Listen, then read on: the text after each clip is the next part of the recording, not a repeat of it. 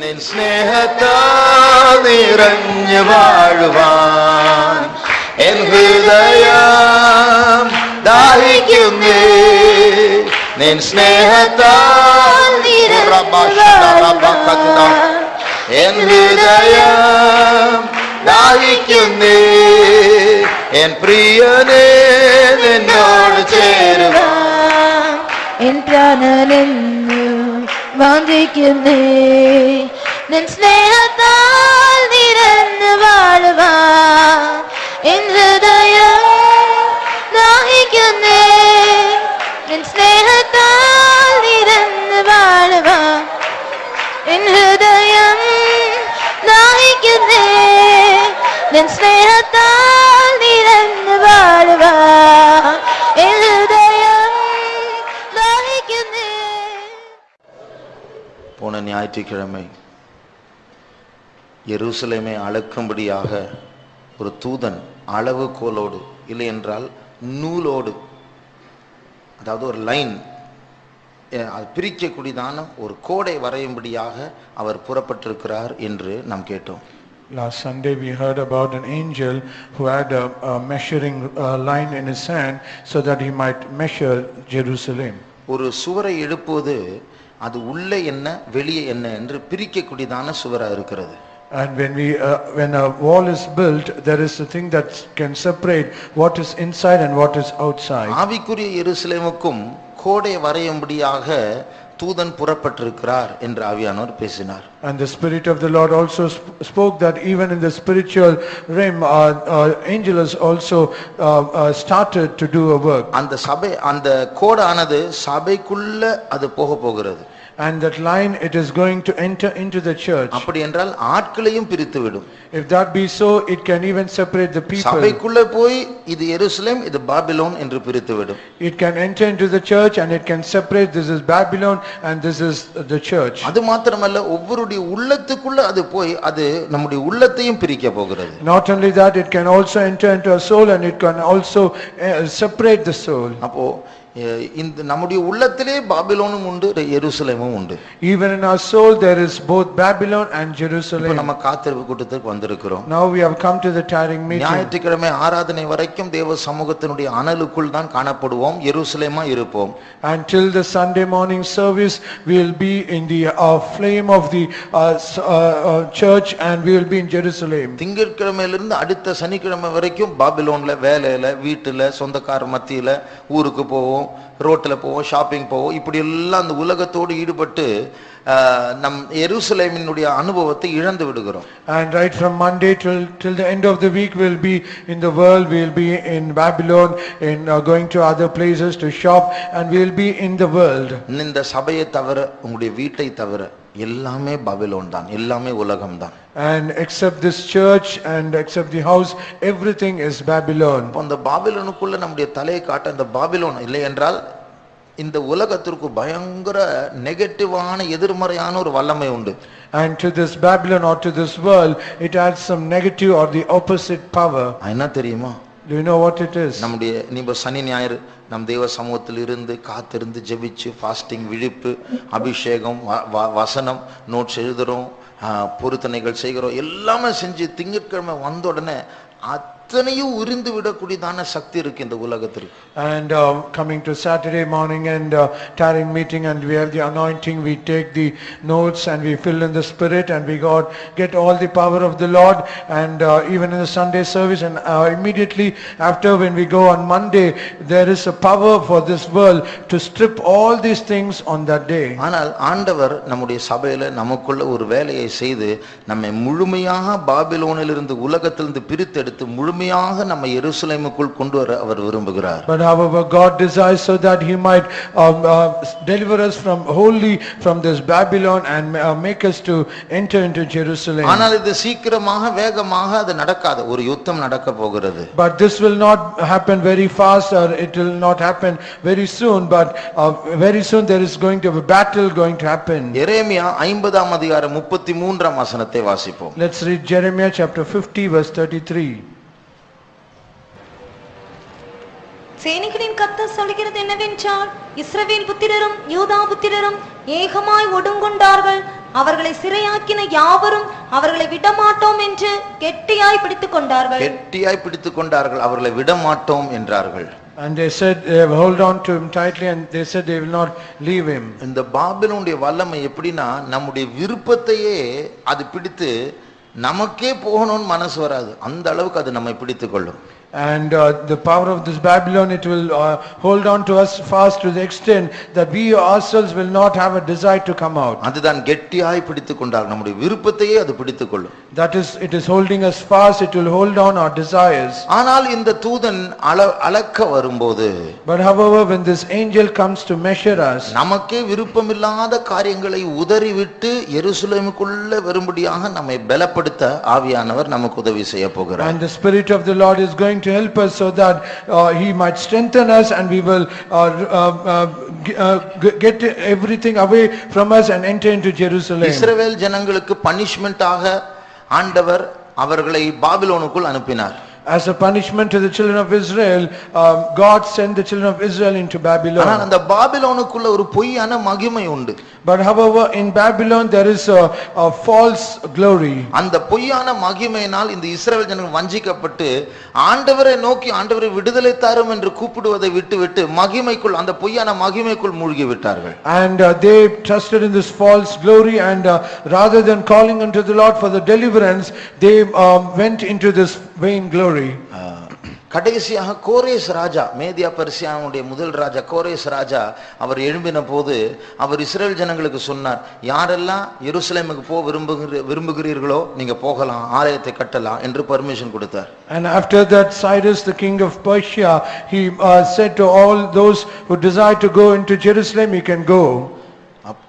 Ezra முதல் 2 வசனங்களை வாசிங்க. எஸ்ராவின் புஸ்தகம் முதல் வசனம், முதல் அதிகாரம், முதல் 2 வசனங்கள். Ezra chapter 1 verse 1 and 2. எரேமியாவின் வாயினாலே கர்த்தர் சொன்ன வார்த்தை நிறைவேறும்படி பெர்சியாவின் ராஜாவாகிய கோரேசுடைய 1ஆம் வருஷத்திலே கர்த்தர் பெர்சியாவின் ராஜாவாகிய கோரேசின் ஆவியை ஏவினதினாலே அவன் பரலோகத்தின் தேவனாகிய கர்த்தர் பூமியின் ராஜ்யங்களை எல்லாம் எனக்கு தந்தருளி யூதாவில் உள்ள எருசலேமிலே தமக்கு ஆலயத்தை கட்டும்படி எனக்கு கட்டளையிட்டிருக்கிறார். பாருங்க, ஆலயத்தை கட்டும்படி எனக்கு கட்டளையிட்டிருக்கிறார்.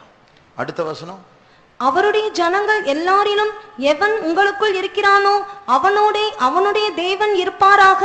அவன் யூதாவில் உள்ள எருசலேமுக்கு போய் இஸ்ரவேலின் தேவனாகிய கர்த்தருடைய ஆலயத்தை கட்டக்கடவன். பாருங்க, கோரேஸ் ராஜா பர்மிஷன் கொடுக்கிறார், நீங்க யாரெல்லாம் போய் எருசலேம்ல தேவாலயத்தை கட்ட வேண்டுமோ நீங்க போகலாம், ஆண்டவர் எனக்கு என்னோட பேசி இருக்கிறார் என்று சொல்லுகிறார். And Cyrus said, God has charged me to build the house of God at Jerusalem, so all those who are willing to go up to Jerusalem and build the house of God, you can go.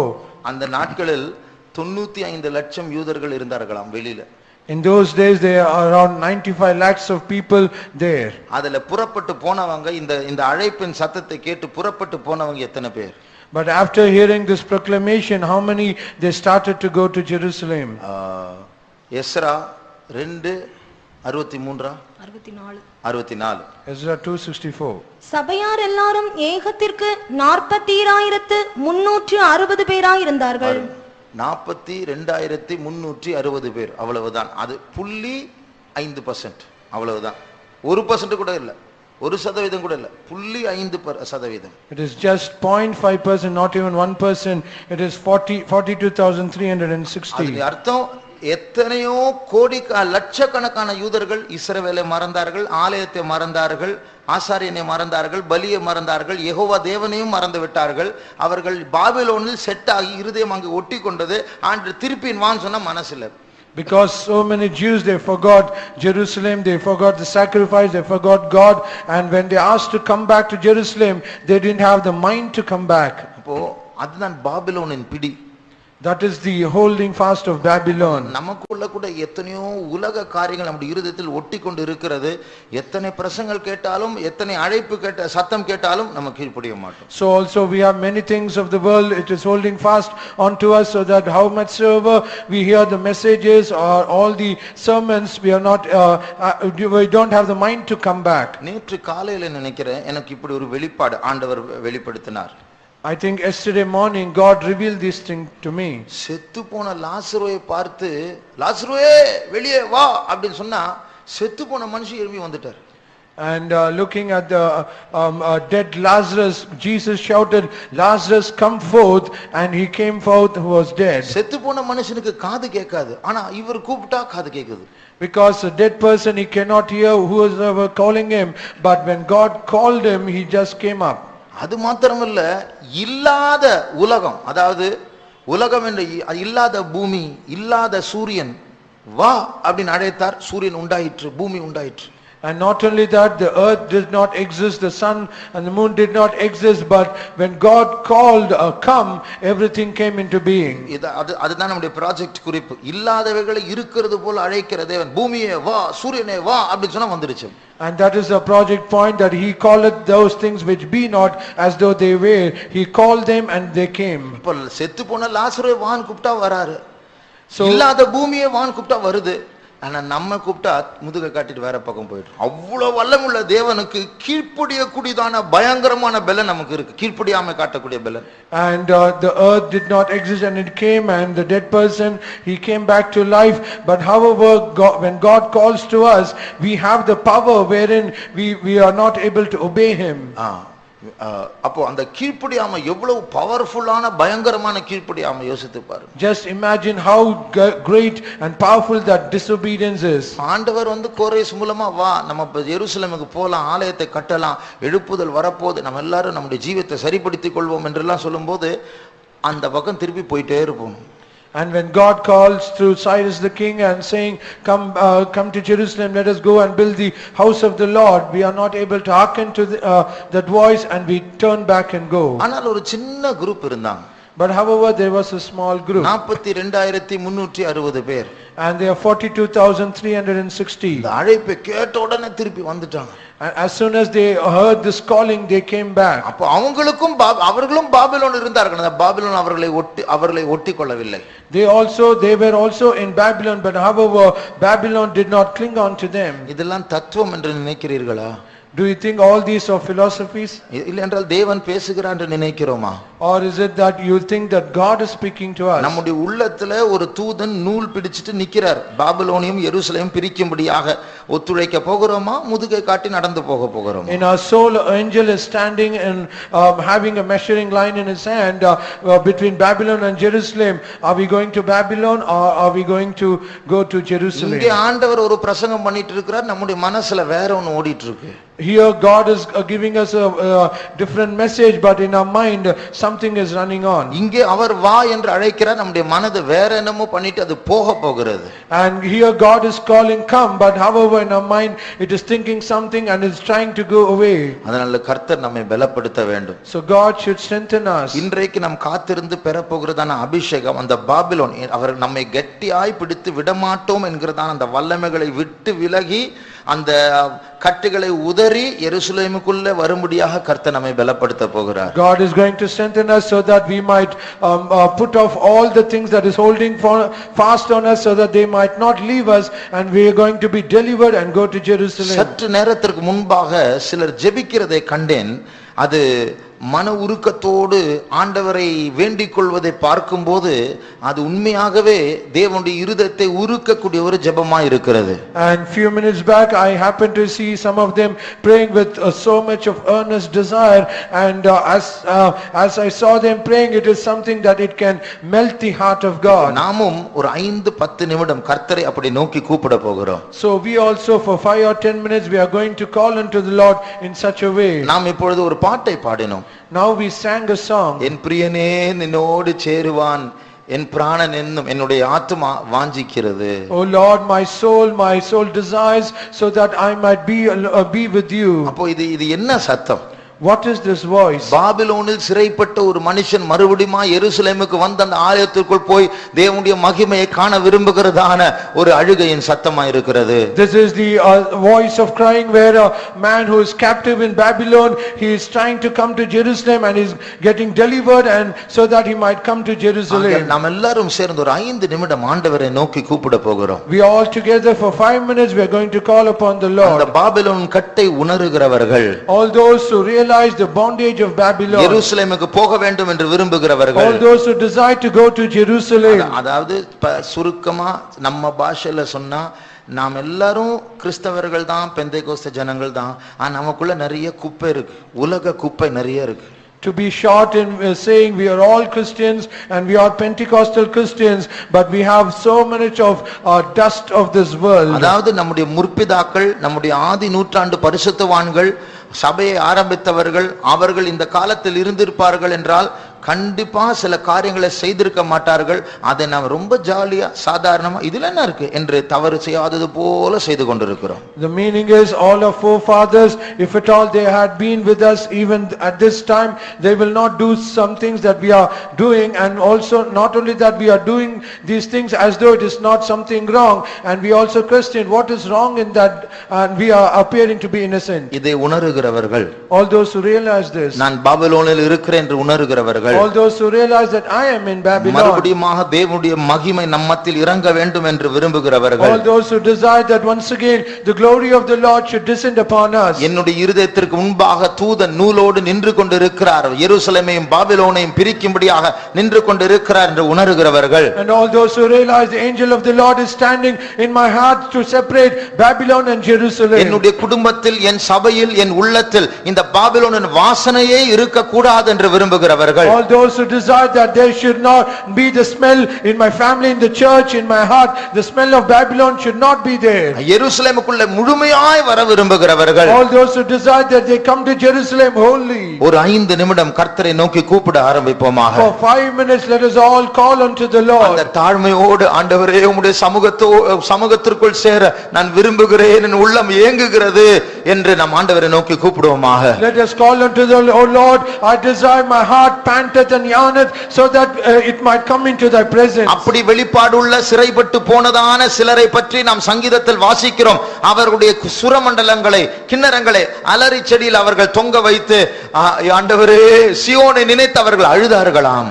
And to such people who are in captivity, they brought down all the instruments upon the willow tree and said, oh Lord, we are in captive, and they are crying. அதே போல நாமும் ஒரு 5 நிமிடம் கர்த்தரை நோக்கி அழுவோமாக.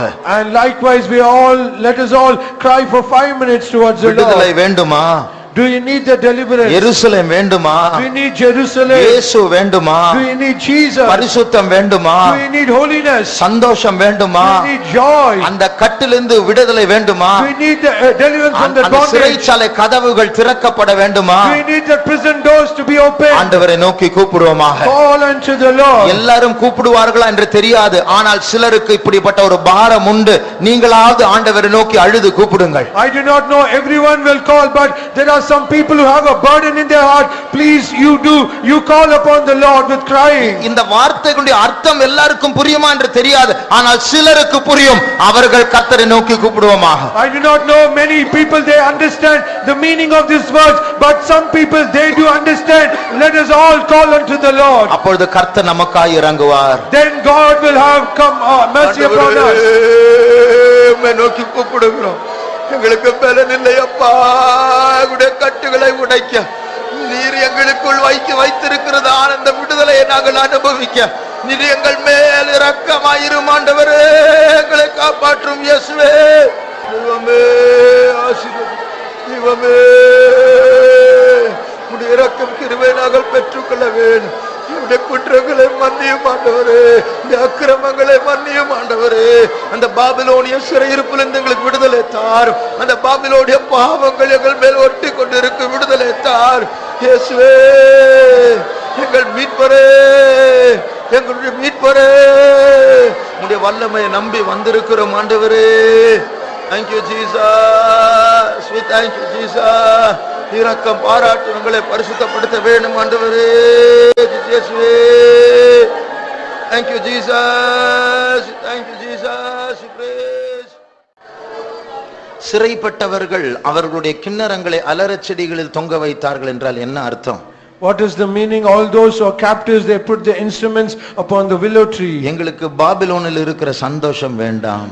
We do not need the joy that is in Babylon. அந்த Dress போடுறதுல, அந்த ஹேர் ஸ்டைல்ல, அந்த வாகனம் வாங்குறதுல, அந்த வாட்ச் போடுறதுல, அப்படி ஒரு வீடு கட்டுறதுல அந்த திருப்தி, அந்த சந்தோஷம் நாங்கள் இந்த உலகத்தை சேர்ந்தவர்கள் அல்ல. Putting on that dress, putting on that riding on that bike and having that watch and all these worldly things, that will not suffice us, and it will not make us to be have the joy. எங்களுக்கு எருசலேம் வேண்டும் என்று சொல்லுகிறவர்கள் கரங்களை உயர்த்துங்கள். All those who say we need Jerusalem, lift up your hands. அங்க ஒரு சந்தோஷம் இருக்கிறது. There is a joy in there. அங்க அந்த கிண்ணறங்களை நாங்கள் எடுத்து நாங்கள் வாசிப்போம். There we will take our instruments and we will play. எங்களுடைய கைத்தட்டுதல், எங்களுடைய சந்தோஷம், எங்களுடைய ஆராதனை, எங்களுடைய சிரிப்பு எருசலேமில் மட்டும்தான், உலகத்தில் இல்லை. All our clappings and all our laughings and all our joy, it is only in Jerusalem and not in Babylon. கவனியுங்கள். ஆனாலும் இந்த சத்துருக்கள் விடாது, பாபிலோன் விடாது, நான் விட மாட்டேன் என்று அது சொல்லுகிறது. But however these enemies will not leave us, the Babylon says I will not leave him. ஆனால் கர்த்தர் நம்மோடு ஒரு வசனத்தை, ஒரே ஒரு வார்த்தை சொல்லுகிறார். But however God speaks to us only one word. கண்களை மூடி அந்த வசனத்தை வாசிக்க கேட்போமாக. Let us close our eyes and hear the verse being read. மறுபடியும் 50ஆம் அதிகாரம் 33ஆம் வசனத்தை வாசியுங்கள். Let us read once again Jeremiah chapter 50 verse 33. சேனைகளின் கர்த்தர் சொல்லுகிறது என்னவென்றால், இஸ்ரவேல் புத்திரரும் யூதா புத்திரரும் ஏகமாய் ஒடுங்குண்டார்கள். அவர்களை சிறையாக்கின யாவரும் அவர்களை விடமாட்டோம் என்று கெட்டியாய் பிடித்துக் கொண்டார்கள். ஆனால் அது சொல்லுகிறதே நம்முடைய சேனைகளின் கர்த்தர் தான். And they hold on to us fast, and these words are being said by the Lord of hosts. உன்னை விட மாட்டேன், I will not leave you. நீ எனக்குரியவன், You belong to நீ me. அங்க மட்டும் போகாத, உனக்கு என்ன வேணாலும் நான் தரேன். And please do not go there. Whatever you ask, I will give you. நாமும் அவனுடைய பிடியை விட்டு உதறி எருசலேமுக்கு போக பார்க்கிறோம், அவன் விட மாட்டான். But however we are trying to go away and to the Babylon, and he will not leave us. ஆனால் தைரியப்படுத்த அதே சேனைகளின் கர்த்தர் நமக்கு ஒரு வார்த்தை சொல்லுகிறார். So that he might encourage us, the same the Lord of hosts is saying another word. அது ஒரு சின்ன வரிதான். This is a one sentence. ஆனால் அந்த சின்ன வார்த்தையில ஒரு பெரிய பலன் இருக்கிறது. But however in the small sentence there is a great power. அந்த வார்த்தையை மாத்திரம் நாம் தியானித்து அக்கினி நமக்குள் எழும்ப வேண்டும், நம் அபிஷேகத்தில் நிரம்ப போகிறோம். And we need to meditate upon that verse again and again, and we need to meditate in such a way that fire will be kindled in us. சின்ன வார்த்தை தான் அவங்களுடைய நெருப்புக்கு அது விறகாய் மாற போகிறது. And it is a little word, but that will become a wood for a fire. அதை தியானித்து கர்த்தருடைய நெருப்பை பெற்றுக்கொள்வோமாக. Let us meditate upon that and receive the fire of the Lord. அடுத்த வசனத்துடைய ஆரம்ப பகுதி முதல் வரி வாசியுங்கள். அவர்களுடைய மீட்பரோவெனில் வல்லமை உள்ளவர். போதும், இதுதான் நம்முடைய நம்பிக்கை. This is our hope. இதுதான் கர்த்தர் நமக்கு தருகிற வார்த்தை. This is the word God இந்த gives us. பாபிலோன் நம்மை கெட்டியாய் பிடித்திருக்கலாம், ஆனால் நம்முடைய மீட்பரோ வல்லமை உள்ளவர். Maybe the Babylon is holding fast on to us, but our Redeemer, our Shepherd is great. அதே தியானத்தில் அபிஷேகத்தில் நிரம்புவோமாக. With that same meditation, let us be filled in the anointing. அந்த ஒரு வார்த்தை போதும் நமக்கு. That one word is enough. அந்த ஒரு வார்த்தை போதும் நமக்கு. That one word is enough. அந்த வார்த்தையை தியானிக்கும் பொழுதே விதவிதமாக அபிஷேகம் புறப்படும். As you meditate upon the word, there will be different ways of anointing will come upon you. விதவிதமான கட்டுகளை உடைக்கிறதான அபிஷேகம். The anointing that can break different types of bondages. ஏனென்றால் நம்முடைய எல்லா பிரச்சனைகளும் அந்த மீட்பர் ஒருவர் நமக்கு போதும். Because for all problems, that one Redeemer is sufficient for us. அவர்களுடைய மீட்பரோ வல்லமை உள்ளவர். The Redeemer is strong. அந்த சிறைப்பட்டவர்களுடைய மீட்பரோ வல்லமை உள்ளவர். The Redeemer of the captives, he is very strong. கட்டப்பட்டவருடைய மீட்பரோ வல்லமை உள்ளவர். The Redeemer who was of the people who are bound, they are strong. ஒடுக்கப்பட்டு அழுது கொண்டிருக்கிறவருடைய மீட்பரோ வல்லமை உள்ளவர். The Redeemer of the oppressed and the crying, he is strong. ஜோதியாயும் நீதி சூரியன் போலும் ஜொலிக்குமே ரட்சிப்பு தீவட்டி போலும். ஜோதியாயும் நீதி சூரியன் போலும் ஜொலிக்குமே ரட்சிப்பு தீவட்டி போலும். கீதமும் நாதமும் கேட்டிட உன்னிலே ஆதிபரன் இயேசு ஆக்குவார். கீதமும் நாதமும் கேட்டிட உன்னிலே ஆதிபரன் இயேசு ஆக்குவார். ஜோதியாயும் நீதி சூரியன் போலும் ஜொலிக்குமே ரட்சிப்பு தீவட்டி போலும். ஜோதியாயும் நீதி புரா சம்மாரி கலமாமே ரட்சிப்பு தீவட்டி போலும். கீதமும் நாதமும் கேட்டிட உன்னிலே ஆதி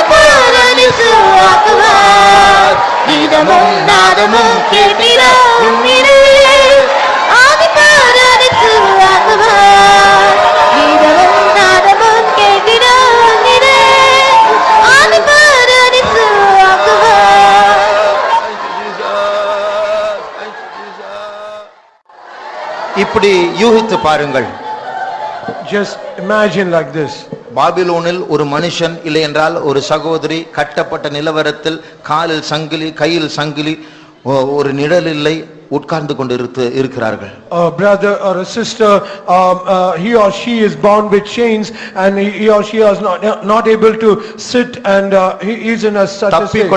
தப்பித்துக் கொள்ள கூடாதபடிக்கு சுற்றிலும் பாபிலோனுடைய காவல் ஆட்கள் நின்று கொண்டு இருக்கிறார்கள். And around her or him there are so many Babylonian soldiers surrounding him so that he or she might not escape. அவ்வப்போது துப்புகிறார்கள், பரியாசம் செய்கிறார்கள், எட்டி உதைக்கிறார்கள். And often they spit upon him, they are slapping him, they are kicking him. இதுதான் முதல் காட்சி.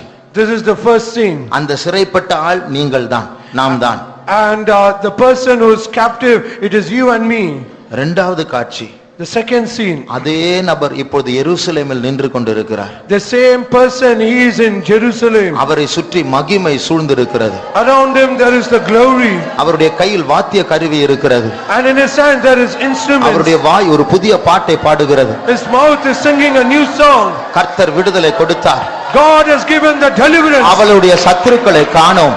And the enemies is no more there. அவருடைய மீட்பரோ உயிரோடு இருக்கிறார். Their redeemer is alive. அவருடைய மீட்பரோ வல்லமை உள்ளவராக இருக்கிறார். Their redeemer is strong. இதுதான் நமக்கு நடக்க போகிற சாட்சி. This is what is going to happen to us. ஆகிய நம்பிக்கை உள்ள சிறைகளே கர்த்தரில் களிகூருங்கள், நம்முடைய விடுதலை சமீபமாய் இருக்கிறது. So our prisons of hope, rejoice and be glad, our deliverance is nigh. சீக்கிரமாக நம்முடைய நீதி சூரியனை போல பிரகாசிக்க போகிறது. Very soon our righteousness is going to shine as the sun. நம்முடைய ரட்சிப்பு ஜோதியை போல ஜொலிக்க போகிறது. Our salvation, it is going to shine as the light. நாம் தொங்க வைத்த அந்த கிண்ணறத்தை மறுபடியும் கையில் ஏந்தி ஆண்டவரை நோக்கி பாட போகிறோம். Let us take on the harps and instruments that we hang upon the willows. We are going to take it again and sing unto the Lord. புலம்பலும் அழுகையும் தவிப்பும் தூர போக போகிறது. All the lamentations and cryings and tears, it is going to far away. பாடலும் ஆனந்த களிப்பும் நம்முடைய தலையின் மேல் இருக்க போகிறது. Our song and rejoicing will be upon our heads. சிறைப்பட்டு போனவர்கள் அப்படியே சியோனுக்கு திரும்ப போகிறார்கள். And all those who are captives, they are going to return unto Zion. ஜோதியாயும் நீதி சூரியன் போலும் ஜொலிக்கும் ரட்சிப்பு தீவட்டி போலும். ஜோதியாயும் நீதி ஓரா சக்தி பாரா துலபா தீவட்டி போலும். நீதமும் நாதமும் கேட்டிடோ உன்னிலே ஆதிபரனி சுவாக்குவார். நீதமும் நாதமும் கேட்டிடோ உன்னிலே ஆதிபரனி சுவாக்குவார். நாதமும் கேட்டிடோ உன்னிலே ஆதிபரனி சுவாக்குவார்.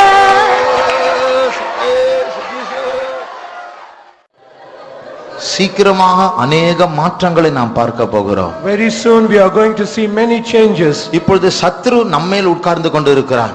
Now the enemy is sitting upon us. சீக்கிரமா அவன் தரையில் இருக்க போகிறான். Very soon he is going to be on the ground. அவன் தலையின் மேல் நம்முடைய கால் காணப்பட போகிறது. And upon his head our feet shall be. இது மிகைப்படுத்தி பேசுகிற ஒரு உற்சாகப்படுத்துற வார்த்தையில இது சத்தியம். This is not something to exaggerate, to encourage you, but it is the truth. நீங்கள் விசுவாசிப்பீர்கள் என்றால் உங்கள் குடும்பத்தில், உங்கள் சபையில், உங்களுடைய உள்ளத்தில் இந்த வெற்றியை காண போகிறீர்கள். If you believe, you shall see in your family, in the church, in your personal life, in your soul, you can see it very soon. இந்த வெற்றியை தரும்படி அதான் தூதன் அளவுகோலோடு நின்று கொண்டிருக்கிறார். And to give us victory, the angel of the Lord is standing in with a measuring line. ஒத்துழைக்கிறவர்கள் அந்த வல்லமையை, அந்த வெற்றியை காண்பார்கள். All those who cooperate, they shall see the victory, they shall see the glory. அப்படிப்பட்டவர்களுக்கு மீட்பர் வல்லமையுள்ளவராய் இருக்கிறார். To such people, their redeemer is strong. அவர் எங்கேயோ வல்லமை வெளிப்படுத்த மாட்டார், நம்முடைய சபையில் வல்லமை வெளிப்படுத்த He is போகிறார். not going to manifest his power somewhere. He is going to manifest his power in our church. நம்முடைய குடும்பத்தில் அந்த வல்லமை வெளிப்படுத்த He போகிறார். is going to manifest his power in our family. உனக்குள் அந்த வல்லமை வெளிப்படுத்த போகிறார். In you he is going to manifest it. நம்முடைய ப்ராஜெக்ட் குறிப்புக்காக நாம் ஜெபிக்க போகிறோம். We are going to pray for our project point. இல்லாத காரியங்களை பார்த்து வா என்று அழைக்கிறதான தேவன். Our God is a God who calls the things that be not as though they were come. இல்லாத காரியங்களை கூப்பிடுகிற 3 பேர் இருக்கிறார்கள். And there are 3 people who can call the things that be not. ஒன்று பைத்தியக்காரன். One is a mad person. இரண்டாவது தேவன். Second is a God. மூன்றாவது தேவனை விசுவாசிக்கிறவர்கள். Thirdly, all those people who believe in our God. அந்த மூன்றாவது கூட்டத்தில் காணப்பட வேண்டும் என்று தான் இப்பொழுது ஜெபித்துக் கொண்டிருக்கிறோம். And we are praying so that we might be found in the third group. இந்த கடன் பிரச்சனையை மாற்றக்கூடிய நம்பிக்கையே கிடையாது, ஒரு பைசா கூட கிடையாது. And we do not have any hope so that our debts might be changed. We do not have even a single penny. அந்த சுகம் பெறணும் ஒரு நம்பிக்கையே கிடையாது. எத்தனை வருஷமாக அந்த கட்டி அப்படியே இருக்கு, இன்னும் பெருசாயிட்டே போகுது, பயமா இருக்கு. And there is no hope that we will be healed from that boil, because day by day it is increasing and no hope whatsoever. எத்தனையோ வருஷமாக அந்த ஆவிக்குரிய போராட்டத்தில் ஜெயம் இல்லை, அப்படியே இருக்கிறது. For so many years together that spiritual struggle is there, it is not at all changing. ஆண்டவர் அவருக்கு இதெல்லாம் பிரச்சனை கிடையாது. வா அப்படின்னு சொன்னா அந்த சுகம் வரும், அந்த கடன் ஏற்ற பணம் வரும், அந்த வேலை வரும், எதுவா இருந்தாலும் அது வந்துடும். For God, all these things is not at all a problem. For he can call that, when he calls, that healing will come, that debt will be gone, and all that problems will be solved. உங்களுக்கு என்ன பற்றாக்குறை இருக்கிறதோ, whatever is your lacking, நீங்க தனியா இருக்கும்போது, when you are alone, யாருமே வீட்ல இல்ல, ரூம்ல இல்ல, nobody is there in the house, in your room, அப்படி ஒரு வீடு இல்ல அப்படி சொன்னா, நீங்க ஃபெய்த் ஹோம்ல கூட பகல் நேரத்துல சாயங்கால நேரத்துல ஒரு பாய் போட்டு தனியா உட்கார்ந்து ஜெபம் பண்ணுங்க. And 5 நிமிஷம் போதும், 5 நிமிஷம். If you do not have any place in a house, you can very well come to the faith home, spread a mat and pray. Even for 5 minutes is enough. அந்த 5 நிமிஷத்துல இப்படி பிராக்டிஸ் பண்ணுங்க. இல்லாத காரியங்களை இருக்கிறது போல அழைக்கிற தேவனோடு கூட நானும் இல்லாத சுகத்தை, இல்லாத கடனை, இல்லாத அந்த தீர்வை இயேசுவின் நாமத்தில் வா என்று அழைக்கிறேன் அப்படின்னு நீங்க பப்ளிக்ல சொன்னா நடக்காம போனா என்ன ஆச்சுன்னு யோசிப்பீங்க. அதனால தனியா செய்யுங்க, தப்பே கிடையாது. And you might think it will not happen in the public, but however you can do it alone. You come here and pray to the Lord and say, I am going to be along with my God who calleth the things that be not as though they were, and I am also calling them as though they are not. ஆரம்பத்தில் பைத்தியக்காரனை போல் இருப்பீர்கள். In the initial stage you will appear as a mad fellow. வா என்று கூப்பிடுகிறோம், அது வருகிறதில்லை. And you are calling, come, it does not come. அது எப்படி வரும்? How can it ever come? தேவன் மேல் விசுவாசம் வைத்தால், but if you place your faith on the Lord, நிச்சயமாக ஒரு நாள் அது வரும். surely it shall come. அது விசுவாசிக்கிறவர்கள் கரங்களை உயர்த்துங்கள். All those who believe, lift up your hands. இன்னும் நம்முடைய விசுவாசத்தை கர்த்தர் பெருக பண்ண வேண்டும். God should increase our faith yet more. அந்த வா என்று கூப்பிட, தேவனோடு கூட சேர்ந்து கூப்பிடக்கூடிய அந்த விசுவாசம் வேண்டும் என்று சொல்லுகிறவர்கள், all those who say that you be along with the Lord and call the things that be not, அப்படி கரம் உயர்த்தி ஒரு அரை நிமிடம் ஜெபிப்போமாக. being lifting your hands, pray for half a minute. ஆண்டவரே, எங்களை தாழ்த்துகிறோம். ஆண்டவரே, எத்தனையோ பிரச்சனைகள், எத்தனையோ சூழ்நிலைகள், எத்தனையோ தீராத நோய்கள், தீராத சம்பவங்கள், காரியங்கள், சூழ்நிலைகள் ஆண்டவரே, ஆனால் உமோடு கூட அப்படிப்பட்ட நேரத்தில் சேர்ந்து அந்த இல்லாத காரியத்தை உமோடு சேர்ந்து விசுவாசத்தினால் நிரம்பினவர்களாக வா என்று அழைக்க ஆண்டவரே, எங்களுக்கு அந்த விசுவாசத்தின் ஆவியை தாரும். ஆண்டவரே, இங்க வந்திருக்கிற உம்முடைய பிள்ளைகளுக்கு, இந்த மந்தைக்கு, எனக்கு அந்த விசுவாசத்தின் ஆவியை நீர் தர வேண்டும். ஆண்டவரே இயேசுவே, ஸ்தோத்திரம். இயேசுவே, பலப்படுத்தவே, கிருபை தாரும். ஆண்டவரே, காப்பாற்றும் பரிசுத்தரே, தெய்வமே, ஸ்தோத்திரம். தெய்வமே, தீரபா உரபா சந்திட மக்கரமானியா today. Thank you Jesus, we thank you Jesus. ஸ்தோத்திரம் இயேசுவே, ஸ்தோத்திரம் இயேசுவே, ஸ்தோத்திரம் இயேசுவே, ஸ்தோத்திரம். ஆமென். நாம் கொஞ்சம் தான் ஜெபித்திருக்கிறோம். We have prayed only for little. ஆனால் நாம் ஜெபித்திருக்கிற அந்த ஆண்டவர் பெரியவரா இருக்கிறார். But the Lord to whom we directed our prayer is very great. இல்லாதவைகளை அழைக்கிற அதிகாரத்தை நமக்கு அவர் தந்து கொண்டே இருக்கிறார். He is giving us an authority to call the things that be not. ஒரு நாள் வரப்போகிறது, நாம் அழைக்க போகிறோம். அந்த அழைக்கிற காரியம், இல்லாத காரியம் வெளிப்பட போகிறது. One day is going to come, all the things that be not, it is going to come and it will appear before us. அதை விசுவாசிக்கிறவர்கள் கரங்களை உயர்த்தி கர்த்தரை ஸ்தோத்திரிப்போம். All those who believe, lift up your hands and praise the Lord. ஸ்தோத்திரம் இயேசுவே, ஸ்தோத்திரம் இயேசுவே, ஸ்தோத்திரம் இயேசுவே, ஸ்தோத்திரம் இயேசுவே. Thank you Lord, we thank you Jesus, thank you Jesus. இயேசுவே, ஸ்தோத்திரம் இயேசுவே, ஸ்தோத்திரம் இயேசுவே, பரிசுத்தப்படுத்தும் இயேசுவே, சுத்திகரியும் இயேசுவே. Thank you Lord, thank you Lord, thank you Jesus. இயேசுவே, ஸ்தோத்திரம் ஜீசஸ். ஓ ரபா Thank you Jesus, thank you Jesus. சுருக்கமாய் சொல்ல போனால் அதுதான் சிருஷ்டிப்பின் வல்லமை. To be in short, that is the power of creation. உண்டாக்குவது என்று சொன்னால் ஒரு மண்ணை வைத்து களிமண்ணை வைத்து ஒரு சொரூபத்தை ஒரு உருவத்தை உண்டாக்கலாம்.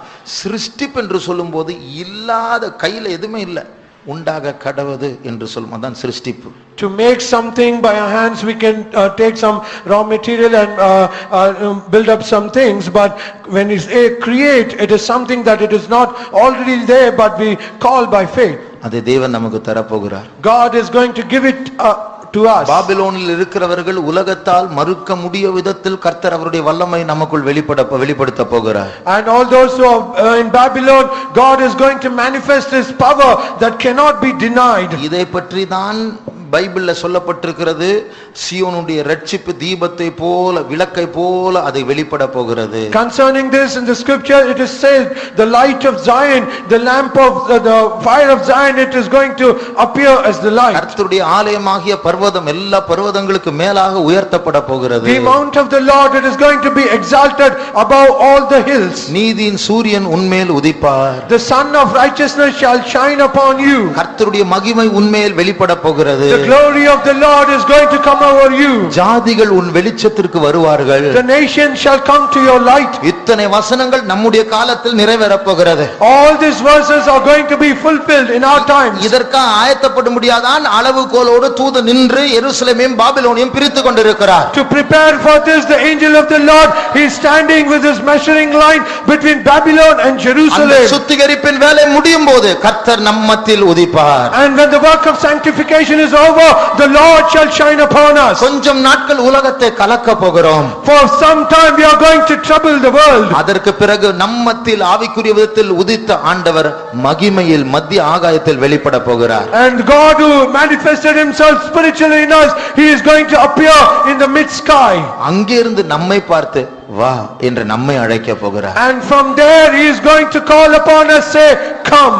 அப்பொழுது இந்த அற்பமான சரீரம் அவருடைய மகிமையான சரீரமாய் மாற போகிறது. And then this base body, it is going to become a glorious body. அப்பொழுது மரணம் ஜீவனால் விழுங்கப்பட போகிறது. Then the dead shall be swallowed up in victory. அப்பொழுது கல்லறைகள் வெடித்து பரிசுத்தவான்கள் எழும்ப போகிறார்கள். Then the sepulchres will be broken and the saints will be resurrected. அப்பொழுது நம்முடைய கல்யாணம் ஆரம்பிக்க போகிறது. Then our marriage shall start. அப்பொழுது நம்முடைய நித்தியம் ஆரம்பிக்க போகிறது. Then our eternity shall start. ரொம்ப சமீபமாய் வந்திருக்கிறது. We have come very nigh. நம்பிக்கை உள்ளவர்கள் கரங்களை உயர்த்தி கர்த்தரை All ஸ்தோத்திரிப்போம். those who believe, lift up your hands and praise the Lord.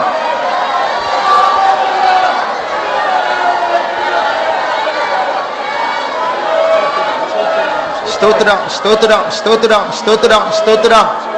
ராத்திரி ஜெபத்தை கர்த்தர் ஆசீர்வதிக்க முடியாய் ஸ்தோத்திரிப்போம். ஸ்தோத்திரம் ஸ்தோத்திரம் ஸ்தோத்திரம் ஸ்தோத்திரம் ஸ்தோத்திரம் ஸ்தோத்திரம் ஸ்தோத்திரம் ஸ்தோத்திரம் ஸ்தோத்திரம்.